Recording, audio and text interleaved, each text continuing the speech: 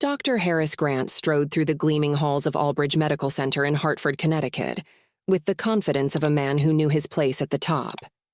His white coat, perfectly pressed, swayed slightly as he walked, a small testament to the precision that defined his every move. Nurses and junior doctors greeted him with a mixture of deference and admiration, their nods and murmurs of, "Good morning, Dr. Grant," serving as a daily reminder of his revered status. For over 3 decades, Dr. Grant had been the shining star of the medical community. His reputation as a gifted surgeon had drawn patients from across the country, all desperate for the care of a man whose hands were described as miraculous. His office walls were adorned with accolades, awards from prestigious medical boards, photos of himself shaking hands with governors, senators, and even the occasional celebrity. He had been featured in medical journals, hailed as a pioneer in minimally invasive surgical techniques. But beyond the surface, there was a side of Dr. Grant that few dared to acknowledge. Beneath the accolades and achievements, beneath the perfect smile and sharp mind, lay a man whose prejudices ran deep. They were biases that had gone unchecked for years, allowed to fester under the protection of his untouchable reputation. Dr. Grant's prejudices didn't manifest in overt acts of hostility. Instead, they revealed themselves in the subtle ways he prioritized patients, how he reserved his best care for those he deemed worthy. Wealthy patients, influential figures, and, more often than not, white patients received the full benefit of his expertise. Others, particularly people of color, were met with dismissive comments or excuses to transfer their cases to other doctors. It wasn't overt enough to draw attention, but the pattern was clear to those who looked closely, except no one dared to. This morning was no different. Dr. Grant entered his plush office, its mahogany desk and leather chairs giving off an air of authority. The faint aroma of polished wood and fresh coffee greeted him as he settled into his chair. He allowed himself a moment to glance at the framed photo on his desk, a picture of himself at a gala, standing beside the governor. It was one of his proudest achievements, a reminder of his position in the upper echelons of society. A knock on the door interrupted his thoughts. His assistant, a young woman with a calm but professional demeanor, peeked inside. "Dr. Grant, your 10 o'clock patient is here. Sharon Davis." Hearing the name, he barely hid his irritation. He picked up the patient's chart from the edge of his desk and gave it a quick once-over. Young, black, low income. He sighed internally, setting the chart down without bothering to open it. "Tell her I'm unavailable," he said, his tone even. "Have Dr. Martinez see her instead. She's more than capable." The assistant hesitated for a fraction of a second before nodding. "Of course, Dr. Grant." She closed the door softly behind her, leaving him to his thoughts. The rest of the morning passed in a blur of surgeries and consultations. Dr. Grant operated with his usual precision, earning praise from both his team and his grateful patients. To the outside world, he was every bit the hero they believed him to be. But as the afternoon wore on, an unexpected case landed on his desk. A young black woman in her 20s had been rushed to the ER with severe abdominal pain. The attending nurse flagged the case as urgent, suspecting appendicitis. Dr. Grant leaned back in his chair, scanning the nurse's note briefly before shaking his head. "It's probably gas or menstrual cramps," he said dismissively when the nurse called to request his evaluation. "Give her something for the pain and send her home." The nurse hesitated, her voice tight with concern. "Dr. Grant, her symptoms are severe. We think—" "I said send her home," he interrupted, his tone brooking no argument. "I have a surgery scheduled with Mr. Carter this afternoon, and I won't delay it for a case that's likely being exaggerated." With a heavy heart, the nurse ended the call. She knew arguing would be futile. Dr. Grant, meanwhile, scrubbed in for Mr. Carter's elective surgery without a second thought. The man was a local businessman, influential and well-connected, a patient who deserved his full attention. As he prepared for the operation, Dr. Grant caught his reflection in the mirror. The man staring back at him wore an air of confidence, his movements sharp and deliberate. Yet deep down there was a flicker of something else, something he couldn't quite name. The next day, Vanessa Carter eased her car into the parking lot of Albridge Medical Center. A seasoned FBI agent, Vanessa carried herself with quiet determination. At 6 months pregnant, her growing belly was a constant reminder of the stakes involved in her latest case. She adjusted her coat as she stepped out of the car, the crisp autumn air biting at her cheeks. The badge clipped to her belt felt heavier today, the weight of her mission pressing against her resolve. As she walked toward the hospital entrance, her thoughts raced. Dr. Harris Grant. His name had appeared too many times in complaints from the Black community to be ignored. Allegations of neglect, discriminatory treatment, and even medical errors had piled up, painting a damning picture of a man who seemed untouchable. Vanessa paused at the hospital doors, taking a deep breath. She thought about her own childhood, watching her mother struggle to receive adequate care because of the color of her skin. She remembered the fear in her mother's eyes, the frustration of being dismissed. Her hand instinctively went to her belly. "This is for you, little one," she murmured softly. "I'm going to make sure the world you're born into is fairer than this one." With that, she pushed open the doors and stepped into the bustling lobby. Vanessa had done her homework. She knew that taking down someone like Dr.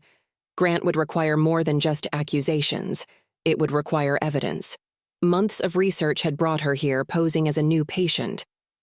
Her pregnancy gave her the perfect cover, and today, she would meet the man she had spent weeks investigating.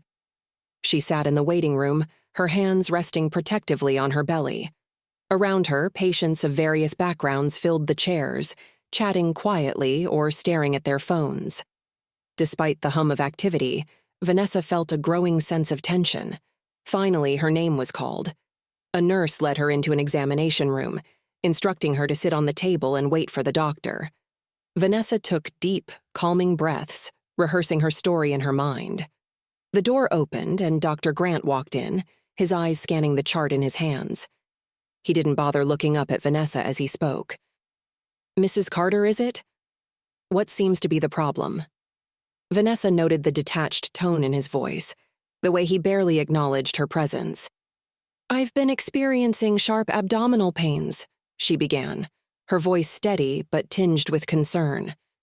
Dr. Grant gave her a cursory glance before returning to the chart. "It's likely just normal pregnancy discomfort," he said dismissively. "Nothing to worry about. If it persists, I'll have the nurse schedule some tests for next week." Vanessa felt a spark of anger but kept her expression neutral. "Shouldn't you examine me, just to be sure?" Dr. Grant sighed, clearly annoyed. "There's no need. As I said, it's probably nothing serious." He turned to leave, barely mumbling a goodbye. Vanessa watched him go, her hands gripping the edge of the table. If she had come here as an ordinary patient, she might have been devastated by his indifference. But as an agent, she felt only resolve. This was the proof she needed. Over the following weeks, Vanessa dove deeper into her investigation. She pored over medical records, interviewed former patients, and pieced together a pattern of neglect. Elderly Black men misdiagnosed, young mothers dismissed, children left untreated until their conditions worsened. Each story added another piece to the puzzle, painting a damning picture of Dr. Grant's discriminatory practices. One afternoon, Vanessa sat across from Maria Lopez, a young Latina mother whose child had suffered under Dr. Grant's care. Tears streamed down Maria's face as she recounted her experience. "He didn't even look at my son," Maria said, her voice shaking. "I told him something was wrong, but he just waved it off. By the time we saw another doctor, it was too late." Vanessa reached out, placing a comforting hand on Maria's. "I'm so sorry you went through that. Your story matters, and it's going to help ensure this doesn't happen to anyone else." As she left Maria's home that evening, Vanessa felt the weight of responsibility pressing down on her. She placed a protective hand on her belly, feeling her baby kick. "I won't let you grow up in a world like this," she whispered. The confrontation with Dr. Grant was inevitable. Vanessa knew the evidence she had gathered was more than enough to bring him to justice, but she also knew it would be a fight. Dr. Grant was powerful, well-connected, and arrogant enough to believe he was invincible. she scheduled another appointment under the guise of a follow-up, this time prepared to reveal the truth. Vanessa Carter sat in the small examination room, her hand resting lightly on her swollen belly. The familiar hum of the hospital surrounded her, the distant beeping of monitors, muffled conversations in the hallway, the rhythmic shuffle of hurried footsteps. Her heart pounded in her chest, but her face remained calm. She rehearsed the next steps in her mind, knowing the confrontation that lay ahead would be decisive. This wasn't just another assignment. This was personal. The door opened and in walked Dr. Harris Grant, the man she had been investigating for months. His white coat was immaculate, his posture confident as he entered, holding her chart in one hand. He barely glanced up at her as he began speaking. "Mrs. Carter, follow-up visit today?" His tone was polite but impersonal, his eyes scanning her file without interest. Vanessa straightened her shoulders, her voice steady. "Yes, I've been experiencing more discomfort, and I thought it would be best to come back in." Dr. Grant nodded absently, flipping through her chart. "As I said last time, most pregnancy-related pain is normal. I doubt it's anything serious. If you're concerned, I'll schedule some additional tests for later in the week." Vanessa didn't respond immediately. Instead, she reached into her bag and pulled out her FBI badge, placing it squarely on the desk between them. The sound of the metal clicking against the surface made Dr. Grant pause mid-sentence. He looked up at her, his face frozen in confusion and then dawning realization. "I'm not just Mrs. Carter," Vanessa said, her voice calm but firm. "I'm Special Agent Vanessa Carter with the FBI, and we need to talk." Dr. Grant's face went pale, his professional composure slipping for the first time.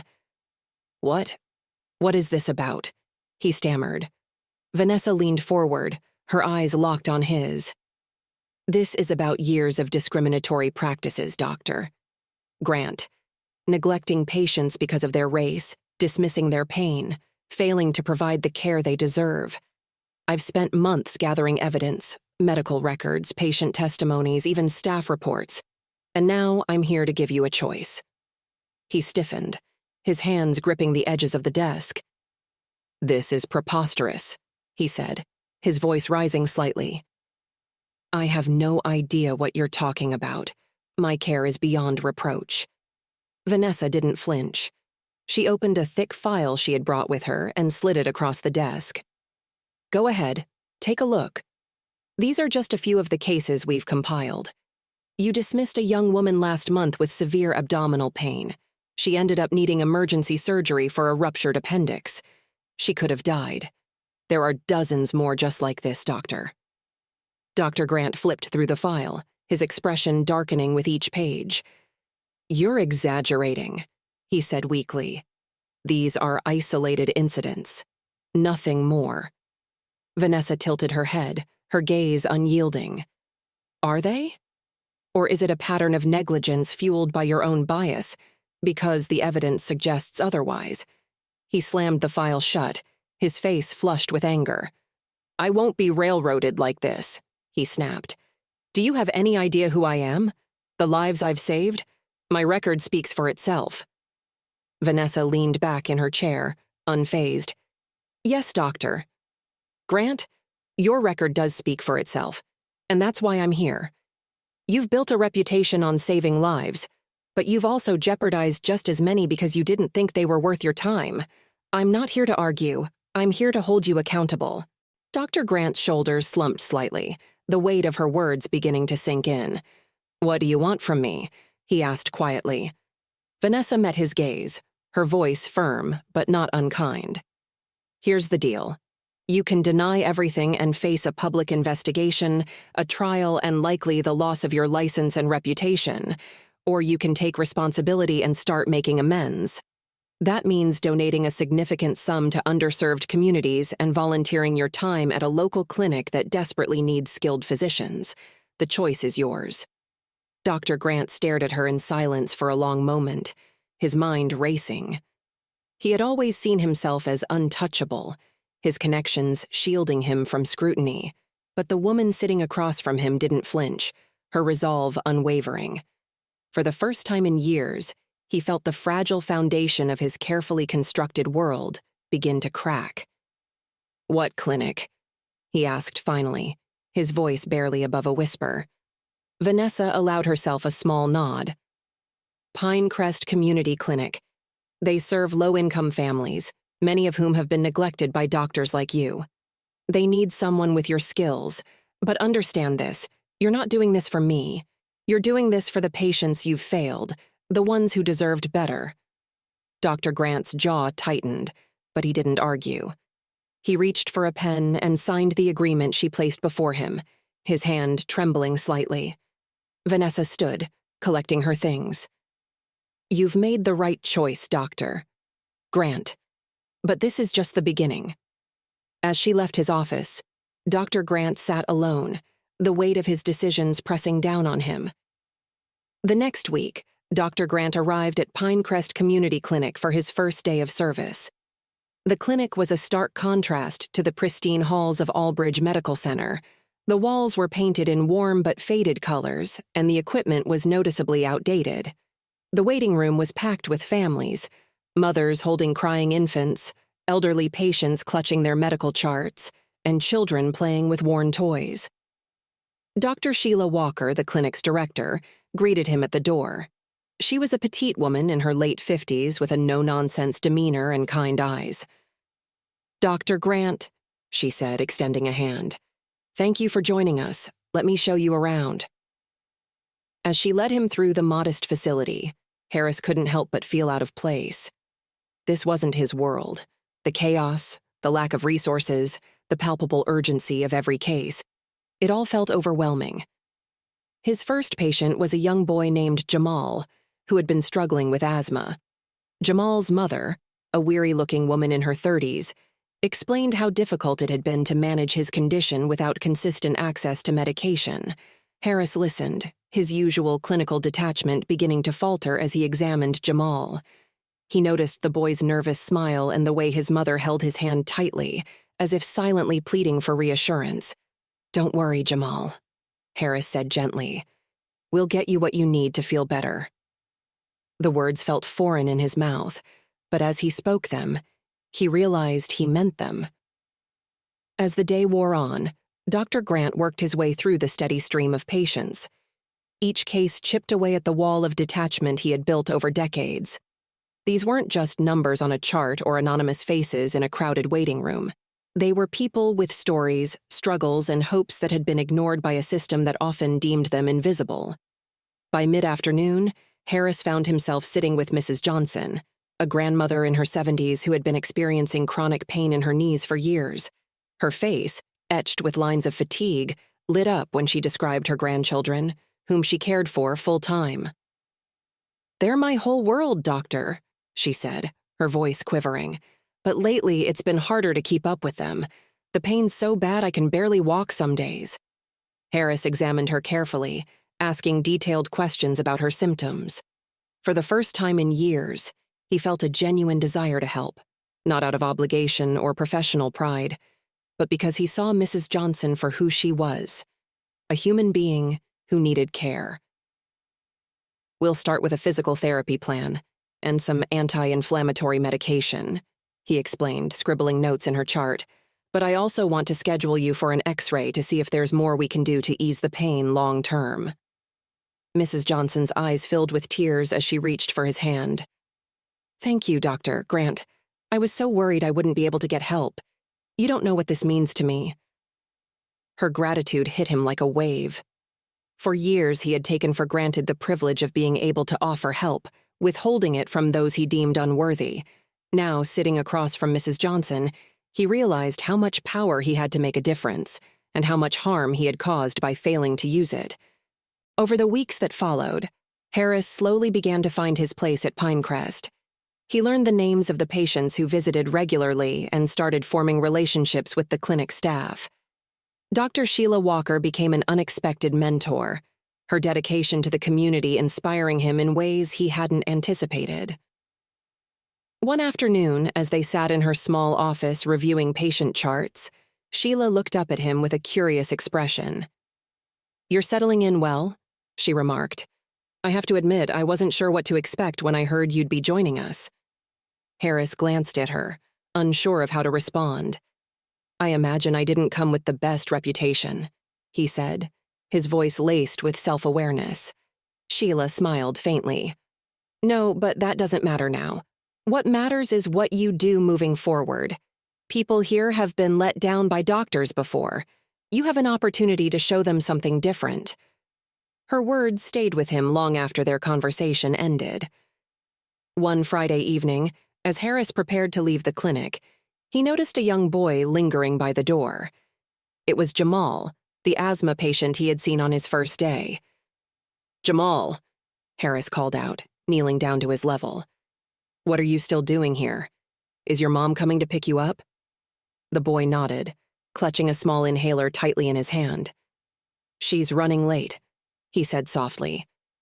Harris smiled and sat down on the bench beside him. Well, I guess that gives us time to chat. How are you feeling? Is the inhaler helping? Jamal nodded again, his eyes brightening. Yeah, I can breathe better now, and I don't have to sit out during recess anymore. That's great to hear, Harris replied, genuinely pleased. Do you like recess? Yeah, but I like science more, Jamal said, his voice growing more animated. I want to be a doctor when I grow up, like you. The words caught Harris off guard. He stared at the boy, feeling an unexpected tightness in his chest. You'd make a great doctor, Jamal, he said, his voice soft. You know what doctors do? Jamal grinned. They help people feel better. That's right, Harris said, ruffling the boy's hair. And I think you'd be really good at that. As Jamal's mother arrived to pick him up, Harris watched them walk away, the boy waving enthusiastically over his shoulder. Harris's work at Pinecrest began to ripple outward in unexpected ways. Word of his presence at the clinic spread through the community, and soon, patients who had once been dismissed by the healthcare system began seeking him out. His colleagues at Albridge Medical Center, initially skeptical of his change in direction, started to take notice as well. One day, Harris received an email from a former colleague, Dr. Lisa Chen, who worked in pediatrics. Harris, I've been hearing about the work you've been doing at Pinecrest. I have to admit, it surprised me, but it's also inspiring. I'd like to discuss ways we can implement some of what you've been doing here at Albridge. Let me know if you're interested. Harris stared at the screen, a mixture of pride and disbelief washing over him. He had spent so long hiding behind his reputation that he never imagined it could be rebuilt into something meaningful. Vanessa Carter, meanwhile, had been keeping tabs on Harris's progress. Though her own life had become consumed with the joys and challenges of new motherhood, she remained invested in the clinic's success. One afternoon, she decided to pay a surprise visit. With her toddler Ella perched on her hip, Vanessa stepped into the bustling clinic and was immediately greeted by the sound of children laughing and the sight of patients chatting with staff. She spotted Harris in the corner of the waiting room, sitting on the floor with a group of children. He was reading aloud from a picture book, his voice animated as he brought the characters to life. The children were captivated, their giggles filling the air. Vanessa watched for a moment, her heart swelling with unexpected emotion. This was a man transformed, not by force, but by the power of connection and accountability. Harris looked up and saw her standing there, his face breaking into a warm smile. He gently closed the book and stood, making his way over to her. Vanessa, he said, his tone filled with genuine warmth. This is a surprise. I wanted to see how things were going, she replied, shifting Ella in her arms. Looks like you've been busy. Harris chuckled, glancing back at the children who were now flipping through the book on their own. They keep me on my toes, he admitted. Vanessa smiled, her gaze softening. You've come a long way, Dr. Grant. And I have a long way to go, he replied, his voice humble. But I'm grateful for the chance to try. Vanessa Carter settled into a nearby chair, setting Ella down on her lap as Harris sat across from her. The two shared a moment of comfortable silence, the bustling energy of the clinic swirling around them. Vanessa glanced around the room, taking in the lively atmosphere that contrasted so sharply with the cold sterility of Albridge Medical Center. "This place feels different," she said after a while. "Warm, welcoming. It's not just a clinic, it's a community." Harris nodded, his expression thoughtful. "That's because the people here aren't just patients. They're family. I didn't understand that at first. I thought medicine was about fixing problems, about outcomes and efficiency. But it's about people, their stories, their struggles, their joys." Vanessa studied him, her mind flashing back to the first time they met. The arrogant, dismissive man she had confronted seemed like a distant memory now. "You've changed, Doctor." "Grant," she said, her voice carrying a mix of admiration and curiosity. Harris let out a soft chuckle. "I'm still changing," he admitted. "Every day I learn something new, from my patients, from the staff, even from the kids who come here. They've taught me more than any medical textbook ever could." Ella reached out toward Harris, her tiny fingers clutching at the stethoscope draped around his neck. He smiled, leaning forward to let her grab it. "She's curious," he said, his voice warm. Vanessa nodded, brushing a curl from Ella's forehead. "She's going to grow up in a world that's a little better because of what you're doing here. That means everything to me." Later that evening, after Vanessa and Ella had left, Harris lingered at the clinic, reflecting on their conversation. He found himself wandering into the small playroom where children often waited while their parents saw doctors. The walls were covered in colorful drawings and crayon scrawls, many of which featured stick figures wearing white coats and bright smiles. One drawing caught his attention. It depicted a man with a stethoscope surrounded by children with the words, "Thank you, Dr. G," written in big, uneven letters. Harris felt a lump form in his throat. He had spent years chasing recognition in the form of awards and accolades, but this simple gesture meant more than any plaque ever could. As time went on, Harris's work at Pinecrest continued to expand. He spearheaded a new initiative to bring mobile clinics to underserved neighborhoods, partnering with local organizations to provide free checkups, vaccinations, and health education. The initiative was a resounding success, drawing praise from community leaders and even catching the attention of the media. One sunny afternoon, the mobile clinic parked in the lot of a local elementary school, where a long line of families had already formed. Harris worked alongside Dr. Walker and a team of volunteers, moving from patient to patient with a sense of purpose that felt both new and familiar. At one point, a little girl named Anaya climbed onto the examination table, clutching a worn teddy bear. She looked up at Harris with wide eyes as he gently listened to her heartbeat with his stethoscope. "Your heart sounds strong," he told her with a smile. "You've been taking good care of yourself." Anaya nodded solemnly, then leaned closer to him. "Are you a real doctor?" she asked, her voice barely above a whisper. Harris chuckled, taken aback by the question. "Yes, I am. Why do you ask?" She shrugged, looking down at her teddy bear. "You don't seem like the other doctors. You're nice." The simple statement struck a chord in Harris. He realized that for children like Anaya, kindness wasn't just a bonus, it was a rarity. "Well," he said gently, "I think all doctors should be nice, and you can tell me if I'm ever not, okay?" Anaya giggled, her earlier shyness melting away. The work wasn't without its challenges. Harris still faced skepticism from some of his former colleagues, and not everyone in the community was quick to trust him. At a town hall meeting organized to discuss healthcare access, a middle-aged man named Justin Rivera stood up and addressed him directly. "Dr. Grant, I've heard about the work you're doing now, and I'll admit it's impressive. But how do we know this isn't just for show? You've spent years ignoring people like us. Why should we believe you've changed?" The room fell silent, all eyes on Harris. He stood slowly, taking a moment to gather his thoughts. "Mr. Rivera, you're right to question me," he began, his voice steady. "For years, I failed patients who deserved better. I let my biases guide my decisions, and I didn't see the harm I was causing. I can't undo that, and I don't expect forgiveness. But what I can do is work every day to earn your trust, to prove that I'm committed to making things right, not with words, but with actions." A ripple of murmurs moved through the room. Justin nodded slowly, sitting back down. Months turned into a year, and Harris's efforts began to bear fruit. The Pinecrest Community Clinic expanded its hours and added new services, including mental health counseling and nutrition workshops. The mobile clinics reached thousands of patients who had previously gone without care. Harris also became a mentor to aspiring medical students, many of whom came from underserved backgrounds. He created a scholarship fund in his name, dedicating it to students who wanted to give back to their communities. One day, as he was wrapping up a lecture at a local university, a young woman approached him.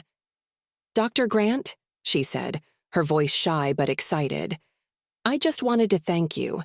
Your scholarship is the reason I'm here. Someday, I hope to work at a clinic like Pinecrest." Harris smiled, his heart swelling with pride. "You're going to do amazing things," he said, "and I'll be here if you ever need guidance." Back at Pinecrest, the clinic staff surprised Harris with a small celebration to mark his second year of service. The waiting room was filled with balloons and homemade decorations, and the children had prepared a song in his honor. As Harris listened to their cheerful voices, he felt a deep sense of fulfillment. This wasn't the life he had envisioned when he started his career, but it was the life he had come to cherish. Dr. Sheila Walker raised a glass of sparkling cider and smiled warmly. "To Dr. Grant," she said, "a man who proves that change is always possible." The room erupted in applause, and Harris felt a lump in his throat as he looked around at the faces of the people who had become his family. Vanessa Carter stood in the back, holding Ella in her arms. She caught Harris's eye and gave him a nod of approval, her expression full of pride. Harris Grant had once been a man defined by his reputation and privilege. Now he was defined by something far greater, his willingness to grow, to change, and to fight for a better world. If this story touched your heart, don't miss the next one I've picked out for you. It's a story of hope, redemption, and the power of one person to make a difference. Click here to watch. The transformation of Dr. Harris Grant was a story that began to ripple far beyond the walls of Pinecrest Community Clinic. Media outlets, initially skeptical of his motives, picked up on the tangible changes he was making in the community. Local newspapers wrote about the mobile clinic initiative and the scholarship program, and soon, larger platforms began to reach out for interviews. Harris, however, remained cautious about the attention. He wasn't doing this for recognition, but for redemption. When asked to appear on a national morning show to discuss his work, he hesitated, seeking advice from Dr. Sheila Walker. "What do you think?"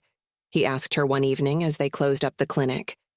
Sheila leaned back in her chair, studying him. "I think it depends on your reason for saying yes. If it's about helping more people see what's possible, about inspiring others to step up, then do it. But if it's about proving something to yourself or others, it's not worth it." Harris considered her words carefully before responding. I want people to know that change is possible, that no matter how far you've gone in the wrong direction, you can turn back." Sheila smiled, her respect for him deepening. "Then go for it. Just remember why you're doing it." On the day of the interview, Harris sat under the bright studio lights feeling more nervous than he had in years. The host, a charismatic woman named Laura Fields, greeted him warmly before the cameras started rolling. "Dr. Grant, your story is one of the most remarkable we've heard in a long time," Laura began.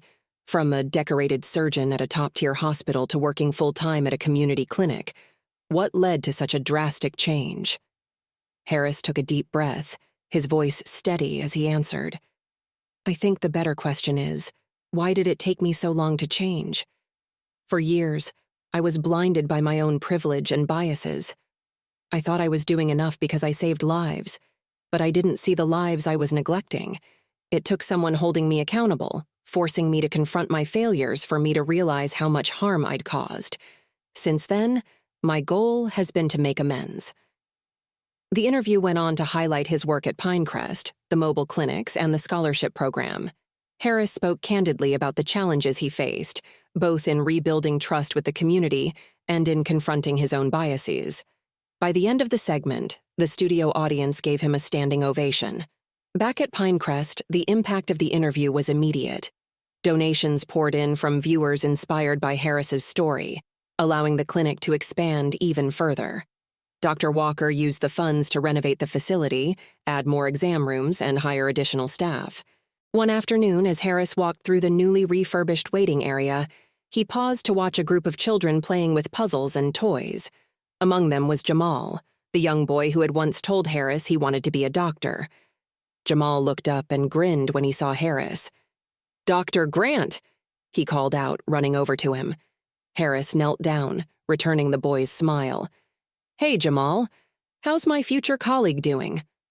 Jamal puffed out his chest proudly. "I'm doing great. Guess what? I got an A on my science project." "That's amazing," Harris said, giving him a high five. "What was your project about?" "Lungs," Jamal said excitedly. "I made a model of how they work." Harris couldn't help but laugh, feeling a deep sense of pride in the boy's enthusiasm. "Keep it up, Jamal. One day, you're going to make an incredible doctor." As Harris's work continued, he began to reconnect with colleagues from his past. Some reached out to commend him, while others sought to understand the reasons behind his transformation. One of these colleagues was Dr. Lisa Chen, the head of pediatrics at Albridge Medical Center. "Harris," Lisa said during a phone call one evening, "I've been following everything you've been doing at Pinecrest. It's incredible. I think we could learn a lot from you here at Albridge. Would you consider coming back to lead a diversity and equity initiative?" Harris hesitated, conflicted. He was deeply committed to Pinecrest, but he also recognized the opportunity to make a broader impact. "I'd be willing to help," he said finally, "but my home is here now. If I can support the work at Albridge without leaving Pinecrest, I'd be happy to collaborate." Lisa agreed, and together, they developed a program to address disparities in care at Albridge. Harris led workshops, sharing his experiences and helping his former colleagues recognize their own biases. The program became a model for other hospitals in the region, further extending the reach of his work. Vanessa Carter continued to visit Pinecrest regularly, bringing Ella along to see the man who had become a symbol of hope and change. One sunny afternoon, she sat with Harris in the clinic's courtyard as Ella toddled around, chasing butterflies. "I've been thinking," Vanessa said, sipping her coffee. "You and I started this journey on opposite sides. I came here to take you down, and now—" She trailed off, a smile tugging at her lips. "Now, you've become one of the most important people in my life." Harris looked at her, his expression serious. "Vanessa, I owe everything to you. You forced me to face the truth about myself, and you gave me the chance to do better. I don't know if I'll ever be able to repay you for that." Vanessa shook her head. "You've already repaid me, Harris. Every time you help a patient, every time you fight for this community, you're repaying me. And you're making the world a better place for Ella, and for everyone else." They sat in companionable silence, watching Ella's delighted laughter fill the air. Dr. Harris Grant's story was far from over. His journey of redemption continued with every patient he treated, every initiative he supported, and every young doctor he mentored. He knew he couldn't erase the mistakes of his past, but he could use them as fuel to drive meaningful change. And as he walked through the bustling halls of Pinecrest, surrounded by the lives he had touched, Harris felt something he hadn't felt in years: peace. Months after the clinic's expansion and Harris's collaboration with Albridge Medical Center, his work continued to grow in scope. The mobile health units now served rural areas that hadn't seen consistent medical care in years. His scholarship fund supported students in underserved neighborhoods, many of whom wrote him heartfelt letters about how his journey inspired them to pursue medicine. One evening, as Harris sat in his small office at Pinecrest, he picked up one of those letters. It was from a young woman named Felicia Ortiz, a first-year medical student from a low-income neighborhood in Hartford. "Dear Dr. Grant, I wanted to thank you for giving me a chance. Growing up, I didn't know if I'd ever get to chase my dream of becoming a doctor. But when I heard about your scholarship and your story, I felt something I hadn't felt in a long time. Hope. I promise to work hard and carry forward the lessons I've learned from you, to always see my patients as people first. Thank you for believing in someone like me. Sincerely, Felicia Ortiz Harris set the letter down. Overcome with emotion, he realized that his redemption wasn't just about the patients he treated now. It was also about the generations of doctors and caregivers he could inspire to approach medicine with compassion and equity. A few weeks later, Pinecrest Community Clinic hosted its first annual Health and Hope Gala, an event to raise funds for its continued efforts. Harris, who typically avoided public appearances, reluctantly agreed to attend after much persuasion from Dr. Walker. The gala was held in the modest auditorium of a local community center, decorated with string lights and hand-painted banners. The turnout exceeded everyone's expectations, with people from all walks of life coming together to support the clinic. Harris stood at the back of the room, watching as Dr. Walker gave a heartfelt speech about the clinic's journey and its impact on the community. When she finished, she gestured toward Harris. "And now, I'd like to invite someone very special to speak," she said. Dr. Harris Grant has not only transformed this clinic, but has also transformed himself in the process. Please join me in welcoming him. The room erupted in applause as Harris made his way to the podium. He adjusted the microphone, his hands steady, but his heart racing. "Thank you, Dr. Walker," he began, his voice warm but humble. "And thank you to everyone here tonight. This clinic wouldn't be what it is without the support of this incredible community." He paused, looking out at the faces in the crowd. Many of them were familiar, patients he had treated, colleagues who had stood by him, and families who had trusted him with their care. "When I first came to Pinecrest, I didn't know what to expect," he continued. "Truthfully, I didn't think I belonged here. I thought I was doing this as penance for the mistakes I'd made in my career. But what I found here was something I never anticipated. A family." Harris's voice wavered slightly, but he pressed on. "I've learned more in my time at this clinic than I did in all my years at medical school or at Albridge Medical Center. I've learned that medicine isn't just about treating illness. It's about listening, understanding, and building trust. It's about fighting for those who have been overlooked and forgotten." The room was silent, every eye fixed on him. "I used to think that change was impossible, that the way I was, my biases, my mistakes, were too deeply ingrained to overcome. But the people in this room proved me wrong. Change is possible. Redemption is possible. And for that, I'm endlessly grateful."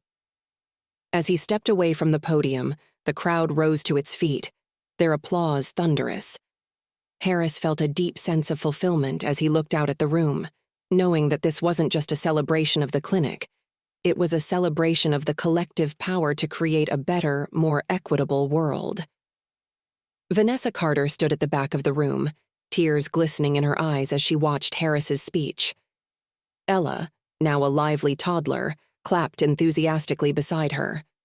Vanessa knelt down to her daughter's level, brushing a strand of hair from her face. "Do you see him, Ella?" she whispered. "That's what it means to be brave, to own your mistakes and work to make things right. One day, I hope you'll be just as brave." Ella beamed up at her mother, her small hands still clapping. The night ended with laughter and shared stories as attendees mingled and celebrated. Harris found himself surrounded by patients and staff, all eager to express their gratitude. Amid the crowd, he spotted Jamal, now 8 years old, wearing a small suit and tie. "Doctor Grant!" Jamal called out, running toward him. "Did you see me? I was helping serve drinks." "I did," Harris said, crouching down to his level. "You were amazing. I think you've got a future in hospitality or maybe medicine." Jamal grinned. "Medicine for sure. I'm still going to be a doctor like you." Harris ruffled the boy's hair, his heart swelling with pride. "I'll be there every step of the way, Jamal." Distant sound of laughter and music drifted through the air, but he felt a profound stillness within himself. Vanessa approached him, her arms crossed as she leaned against the railing beside him. "Not bad for someone who didn't want to give a speech," she teased. Harris chuckled, shaking his head. "You were right. It felt good to share the story, to show people what's possible."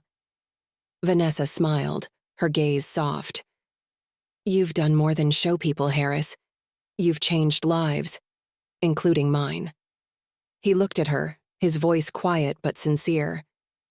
"You gave me the chance to change, Vanessa. I wouldn't be here without you." She placed a hand on his shoulder, her eyes full of pride. "You did the hard part. You chose to change. And you're proving every day that it's never too late to make things right." Harris nodded, the weight of her words settling in his heart. He looked up at the stars, feeling a sense of peace he hadn't known in years. "I still have a lot to make up for," he said. Vanessa smiled. "And you're doing it, one step at a time." As they stood together under the vast night sky, Harris felt something he hadn't felt in a long time: hope, not just for himself, but for the world he was helping to create. Dr. Harris Grant's journey wasn't just about redemption.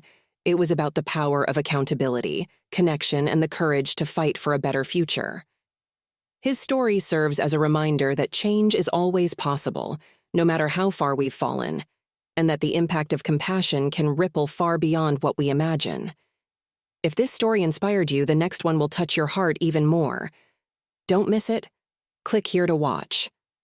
Dr. Harris Grant's transformation extended well beyond the physical walls of Pinecrest Community Clinic. His newfound perspective began influencing the broader healthcare community in unexpected ways.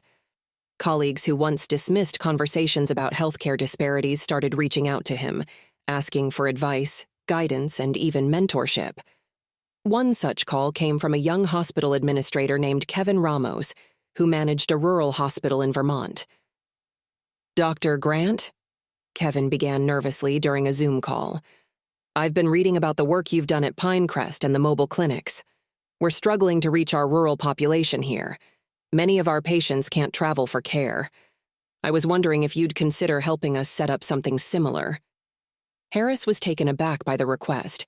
He had never imagined that his work would inspire others to make systemic changes. "I'd be happy to help," he replied warmly. "We can start with the basics: outreach programs, partnerships with local organizations. It takes time, but it's worth it." As the call ended, Harris sat back in his chair, reflecting on how far he had come. There had been a time when he wouldn't have given a second thought to rural hospitals or underserved populations. Now, they were at the forefront of his work. At Pinecrest, the changes brought by Harris's efforts were deeply felt. The newly added mental health services, funded by the influx of donations, were particularly impactful. One patient, a middle-aged man named Robert, had been coming to the clinic for years to manage his diabetes, but had never spoken about his worsening depression. During one of his appointments with Harris, Robert hesitated before leaving, his hand lingering on the doorknob. "Dr. Grant," he began, his voice barely audible. "Can I ask you something? It's not about my diabetes." Harris gestured for him to sit back down, his expression open and patient. "Of course, Robert. What's on your mind?" Robert took a deep breath, his hands trembling slightly. "I've been feeling low for a while now, like there's a weight I can't shake. I don't know who to talk to about it." Harris nodded, his heart heavy with empathy. "Thank you for sharing that with me," he said gently. "You're not alone, Robert, and I'm glad you trusted me enough to say something. We have counselors here who can help, and I'd like to connect you with one. Would that be okay?" Robert nodded, his relief palpable. "Yeah, that'd be good. Thanks, Doc." Moments like these reminded Harris why he had chosen to stay at Pinecrest. It wasn't about high-profile surgeries or accolades. It was about the quiet, deeply personal impact he could make on individual lives. The holiday season brought another opportunity for the Pinecrest team to come together. Each year, the clinic organized a winter wellness festival, offering free flu shots, health checkups, and holiday activities for families. This year, the event included a toy drive, thanks to donations from the community and local businesses. Harris took charge of the children's activity station, helping them decorate cookies and make holiday cards. Jamal, now a regular presence at the clinic, sat beside him, carefully spreading icing on a cookie shaped like a snowman. "Doctor Grant," Jamal said, his brow furrowed in concentration. "What's your favorite thing about being a doctor?" Harris paused, taken aback by the question. He thought for a moment before answering. "I think it's seeing people feel better, watching them smile again after being in pain or worried. That's the best part." Jamal grinned. "That's what I want to do too, make people feel better." "You will, Jamal," Harris said, his voice filled with certainty. "You're going to be a great doctor someday." Vanessa Carter attended the festival with Ella, who was now old enough to run around and participate in the activities. Watching her daughter laugh and play with the other children, Vanessa felt a surge of gratitude for how far they had all come. Harris spotted her across the room and made his way over, a plate of cookies in hand. "Vanessa," he said, offering her a cookie shaped like a star. "Thanks for coming." She took the cookie with a smile. "Wouldn't miss it. This place feels like home." Harris nodded, his gaze sweeping over the bustling room. "It does, doesn't it? I never thought I'd find that here, but now I can't imagine being anywhere else." Vanessa looked at him thoughtfully. "You've built something incredible here, Harris, but more than that, you've shown people what it means to change. That's rare." He met her gaze, his expression serious. "It's not just me. This place, these people, they've changed me as much as I've changed them, probably more." As the year drew to a close, Harris reflected on everything that had transpired. The clinic had grown, the community had rallied around them, and lives were being changed every day, yet he knew there was still work to be done. Sitting at his desk late one evening, he pulled out a notebook and began jotting down ideas for the next year, expanding telemedicine services, increasing outreach to rural communities, and hosting health fairs in schools. He paused, staring at the page for a moment before writing one final line. "Never stop improving." Harris closed the notebook, a sense of quiet determination settling over him. Redemption wasn't a destination, it was a journey, and he was committed to walking it, one step at a time. The new year brought fresh opportunities and challenges for Dr. Harris Grant and the Pinecrest Community Clinic. The mobile clinic initiative expanded to include partnerships with schools and community centers in neighboring towns. Harris took an active role in these efforts, often volunteering to drive the mobile unit himself, a task he found surprisingly fulfilling. One snowy morning, the mobile clinic arrived at a public library in a rural town outside Hartford. Harris and his team set up quickly, their breath visible in the frigid air. Inside the clinic, families waited patiently for their turn, bundled in layers against the cold. The first patient of the day was a teenage girl named Marisol, who sat nervously on the examination table while her mother explained the problem. "She's been coughing a lot, doctor," her mother said, her accent thick but her words clear. "It's been weeks now, and we don't know what to do." Harris listened carefully, asking questions about Marisol's symptoms and history. He noticed the girl's flushed cheeks and labored breathing, immediately suspecting bronchitis. "We're going to take care of this," Harris assured them, his tone warm and steady. "I'll prescribe something to help with the inflammation and make sure you have the right medication to get her feeling better." Marisol's mother clasped her hands together, tears welling in her eyes. "Thank you, doctor. We didn't know if anyone would help us. It's so hard to find care out here." Harris nodded, his heart heavy. "That's why we're here. You deserve care, just like anyone else." After the appointment, Marisol shyly handed Harris a small, hand-drawn picture of a doctor standing beside a smiling patient. "Thank you," she said softly. Harris accepted the drawing, his chest tightening with emotion. Moments like these reminded him why he had chosen this path. Meanwhile, back at Pinecrest, the clinic staff prepared for another major initiative, a mentorship program aimed at inspiring local high school students to pursue careers in healthcare. Harris was particularly passionate about this project, seeing it as an opportunity to invest in the next generation. One afternoon, the clinic hosted its first mentorship event. Harris stood at the front of the room, addressing a group of students who listened intently as he shared his journey.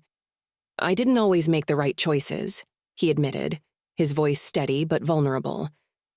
"There was a time when I let my ego and my biases cloud my judgment. But what I've learned is that it's never too late to change, and each of you has the power to make a difference, starting now." One student raised his hand. "Dr. Grant, what made you realize you needed to change?" Harris paused, the room falling silent as he considered the question. "Someone held me accountable," he said finally. "They forced me to see the harm I was causing and gave me the chance to make amends. It wasn't easy, but it was necessary. And it's the best thing that ever happened to me." The students seemed moved by his honesty, and as the session ended, several of them approached him to ask more questions. Harris stayed late, answering each one with patience and encouragement. Outside of his work at the clinic, Harris's relationship with Vanessa Carter also continued to evolve. They had formed an unlikely but profound friendship, bound by their shared commitment to justice and their mutual respect for one another. One evening, Vanessa invited Harris over for dinner. As they sat around the table with Ella playing nearby, the conversation turned reflective. "Do you ever think about what life would have been like if we hadn't crossed paths?" Vanessa asked, pouring them each a glass of wine. Harris smiled faintly. "All the time," he admitted. "And every time I do, I'm grateful we did. You saved me from myself, Vanessa. I don't know if I'll ever be able to repay you for that." Vanessa shook her head. "You've already repaid me, Harris. By making the choice to change, by showing up every day and doing the work, you've done more than enough." Ella toddled over, holding a crayon drawing she had made. It was a colorful depiction of 3 figures holding hands: a man in a white coat, a woman with curly hair, and a little girl in a pink dress. "Look," Ella exclaimed, holding the picture up proudly. Vanessa and Harris both laughed, their hearts full. "It's perfect, Ella," Harris said, gently patting her head. As the years went by, Harris's impact continued to grow. Pinecrest became a model for community-based healthcare, inspiring similar clinics across the state. Harris was invited to speak at conferences where he shared his story and emphasized the importance of accountability, compassion, and equity in medicine. One particularly memorable conference was held at Yale University, where Harris had completed his residency decades earlier. Standing on the stage in front of a packed auditorium, he felt the weight of his journey, the mistakes, the growth, the redemption. "Medicine isn't just about science," he told the audience. "It's about humanity. It's about seeing every patient as a person, not a statistic. And it's about recognizing that we all have the power to do better, no matter where we start." The audience rose to their feet in applause, many visibly moved by his words. In his quieter moments, Harris often reflected on the lessons he had learned. Redemption wasn't a single act or a moment of epiphany. It was a lifelong commitment to doing better. And while he couldn't change the past, he could honor it by working tirelessly to create a better future. One evening, as he sat in his office at Pinecrest, Harris received a text from Vanessa. "Ella wants to visit the clinic again. She misses you." Harris smiled, his heart warming at the thought. "Bring her by any time," he replied. "I'll be here." And he would be, because this, finally, was where he belonged. Dr. Harris Grant's journey reminds us that change is always possible, that accountability can lead to growth, and that even the smallest acts of compassion can have a ripple effect far beyond what we imagine. If this story resonated with you, the next one will inspire you even more. Don't miss it. Click here to watch.